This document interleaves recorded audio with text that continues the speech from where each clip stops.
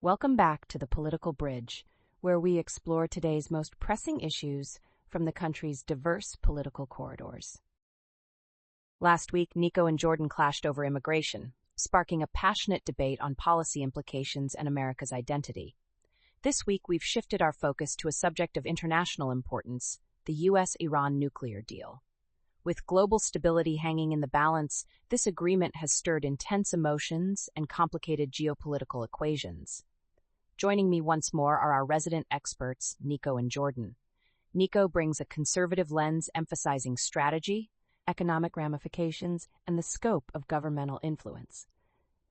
Meanwhile, Jordan provides a progressive angle, highlighting societal impacts and collective responsibility.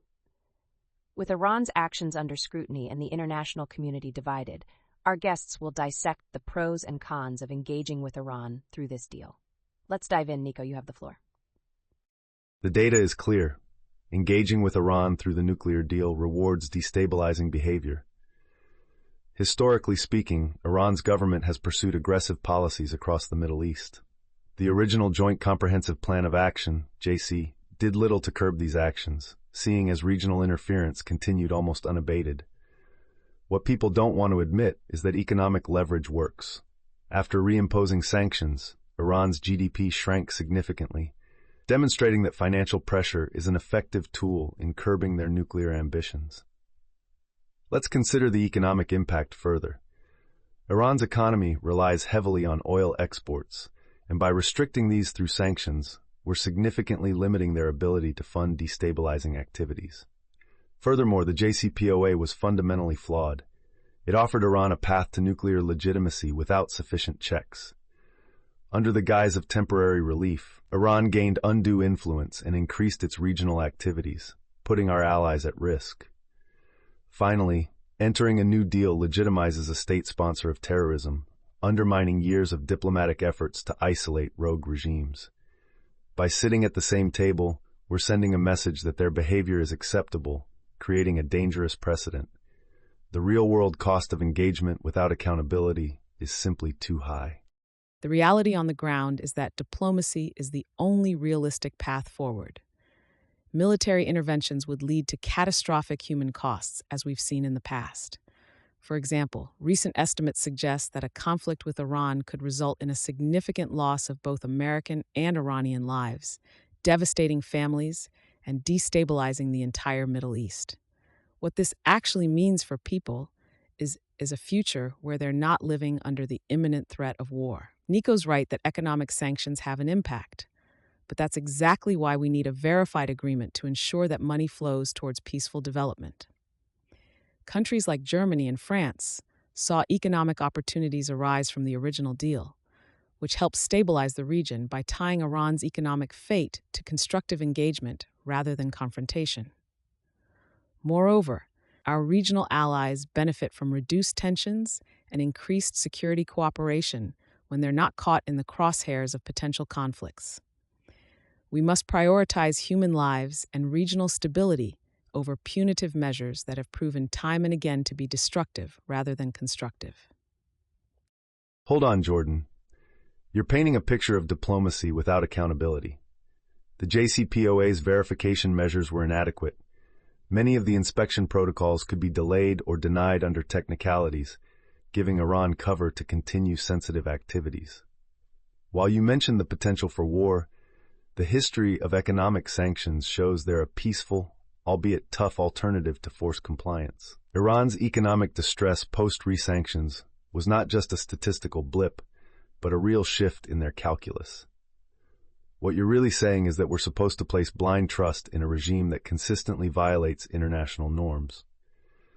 Moreover, new data suggests that regional powers like Saudi Arabia were emboldened to counter Iran under a maximum pressure strategy, leading to a more balanced power dynamic.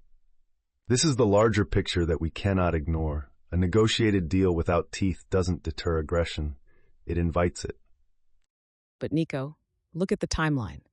Throughout the deal's implementation, Iran's nuclear activities were significantly curbed, as verified by the International Atomic Energy Agency multiple times. I'll concede that there were areas needing stronger inspection protocols. However, a renewed deal offers a chance to address these shortcomings with more robust, verifiable measures. Remember, diplomacy isn't about blind trust. It's about structured engagement that includes checks and penalties for noncompliance. The maximum pressure strategy you mentioned has led to increased regional hostilities and proxy skirmishes, raising the stakes and human costs significantly. Consider Yemen, where the humanitarian crisis worsened amidst heightened tensions. What people want is security and stability, not a cycle of retaliation.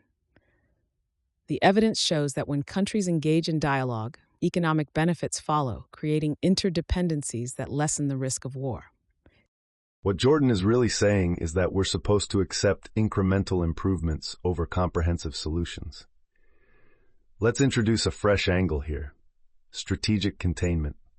Historically, we've managed adversaries like the Soviet Union through a strategy of containment, leveraging alliances and economic power without conceding ground.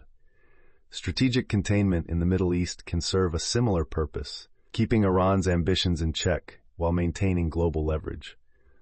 What people don't want to admit is that engagement through sanctions and alliances provides a sustainable, long-term framework for peace. Economic isolation, coupled with strategic partnerships with regional allies, can contain Iran without legitimizing its government. The larger picture is about balancing power without succumbing to the pressures of engagement, ensuring international norms are upheld while protecting national interests. The reality on the ground is that moral leadership involves engaging with adversaries to foster peace, not isolating them in perpetuity. What this actually means for people is choosing diplomacy over discord and prioritizing human rights and stability. Empathy, not aggression, should guide our foreign policy decisions. We have a moral and ethical duty to choose paths that reduce harm rather than escalate it. Consider the families in Tehran who aspire for a future free from economic hardship and international hostility. They are the unseen faces affected by our decisions. A deal with strong verification measures aligns with American values of promoting peace and human dignity. So I challenge our listeners. Ask yourself what kind of world you want to influence: a cooperative one grounded in dialogue, or a fractured one dictated by fear and isolation? First question. One word isn't enough. In one sentence, how would you describe Iran's true intentions right now? Iran's true intentions are to expand their influence in the region and challenge U.S. interests, as evidenced by their support for proxy militias and pursuit of nuclear capabilities, which threaten stability and provoke international tensions. Jordan? Iran's intentions are driven by a desire for regional security and economic stability. Engaging in diplomacy can address these needs without resorting to conflict, offering a path to de-escalation and potential cooperation on shared interests. Second question. Would you rather have a flawed deal or no deal at all, and why? No deal is preferable, because a flawed agreement gives Iran legitimacy while they continue enriching uranium. We saw that with the JCPOA, and we cannot afford to repeat that mistake, risking greater nuclear advancement under the guise of diplomacy. Jordan, your take? A flawed deal is better than no deal because it provides a framework and mechanisms for accountability and restraint, reducing the risk of nuclear escalation and buying time for more comprehensive solutions through continued negotiation. Final question. Is a nuclear-armed Iran more likely with or without a new deal? Without a new deal, a nuclear-armed Iran is less likely because the international community can enforce stricter sanctions and strategic containment measures, making it difficult for Iran to acquire necessary resources for their nuclear ambitions. Jordan, final answer? A nuclear-armed Iran is more likely without a deal, as the absence of diplomatic engagement removes checks and balances, emboldening hardline factions and accelerating nuclear development unchecked by international oversight or collaboration. Now for Ada's verdict. Today's debate was sharp on both sides. Nico's strongest argument was his point on Iran's continued uranium enrichment even during the JCPOA.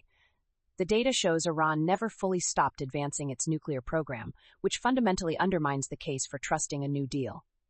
Jordan's strongest argument was the stark reality that without diplomacy, the only remaining options are military action or a nuclear-armed Iran. And neither outcome serves American or regional interests. Both arguments cut to the heart of this debate. The verdict is yours. Drop your vote in the comments. Who made the stronger case today, Nico or Jordan? Tell us in the comments. Find us on Facebook at The Political Bridge or on Instagram and Twitter at TPBridgePod. Drop your vote, start the debate, and bring a friend into the conversation. We'll see you tomorrow.